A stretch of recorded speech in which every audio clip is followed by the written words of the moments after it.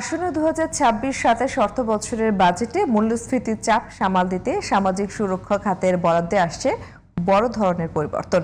বরাদ্দের অর্থ প্রকৃত সুবিধাভোগীদের কাছে পৌঁছে দিতে কার্যভিত্তিক কার্যক্রম ব্যাপক হারে বাড়ানো হবে বলে জানিয়েছেন প্রধানমন্ত্রীর অর্থ ও পরিকল্পনা উপদেষ্টা ডক্টর রাশেদ আল মাহমুদ তিতুমির।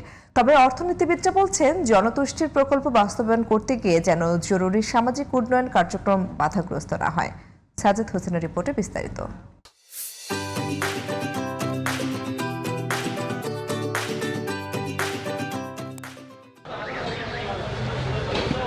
বাংলাদেশ পরিসংখ্যান ব্যুরোর সর্বশেষ হিসেবে গত মে মাসে মূল্যস্ফীতি বেড়ে দাঁড়িয়েছে 9.42%। এপ্রিলে জ্বালানি তেলের মূল্য বৃদ্ধির প্রভাবে এই মূল্যস্ফীতি গত 16 মাসের মধ্যে সর্বোচ্চ।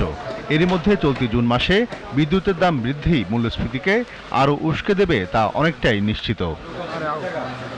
এমন পরিস্থিতিতে নতুন অর্থবছরে মূল্যস্ফীতি সামাল দিতে সরকার কী ধরনের পদক্ষেপ নেবে তা জানা যাবে 11 জুনের প্রস্তাবিত বাজেটে।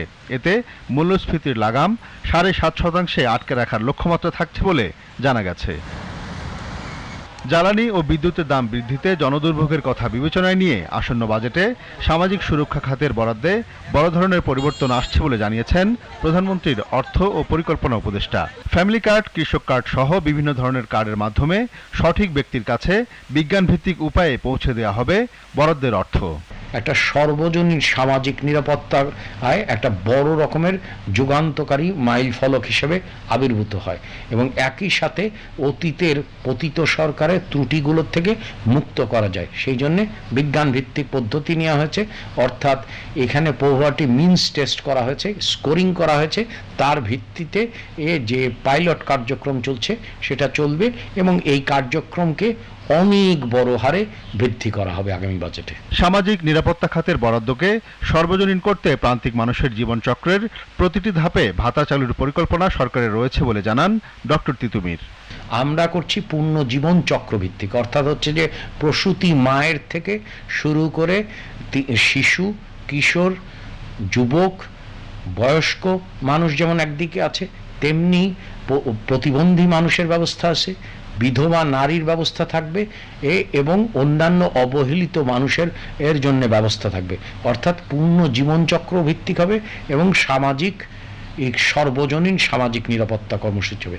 তার সাথে ত্রুটিগুলো যাতে না থাকে সেই জন্য বৈজ্ঞানিক ভিত্তিকে অনুসরণ করা হয়েছে। তবে জনতুষ্টির প্রকল্প বাস্তবায়ন করতে গিয়ে যেন জরুরি সামাজিক উন্নয়ন ক্ষতিগ্রস্ত না হয় সেদিকে গুরুত্ব দেওয়ার পরামর্শ দিয়েছেন অর্থনীতিবিদরা। যেহেতু মূল্যস্ফীতির প্রতিক্রিয়া, সুতরাং নিম্ন আয়ের মানুষের উপর প্রতিক্রিয়াটি কিন্তু গভীরতর হয়েছে এবং এটা থাকবেও আরও বেশ কিছুদিন। সুতরাং আগামী অর্থ বছরের সামাজিক নিরাপত্তা খাতের জন্য যেন বরাদ্দ সেগুলো যেন পর্যাপ্তভাবে থাকে। সেই জায়গাটিতে সরকারের যে সমস্ত জনতুষ্টিমূলক প্রকল্প এগুলোকে যেন আবার বেশি গুরুত্ব দিতে গিয়ে জরুরি যে সমস্ত সামাজিক উন্নয়ন প্রকল্প সেগুলো যেন আবার ক্ষতিগ্রস্ত না হয়। ধাপে ধাপে নির্বাচনী অঙ্গীকার বাস্তবায়নে পদক্ষেপ নেওয়ার পরামর্শ বিশ্লেষকদের। Sajjad Hossain, GTV news, Dhaka.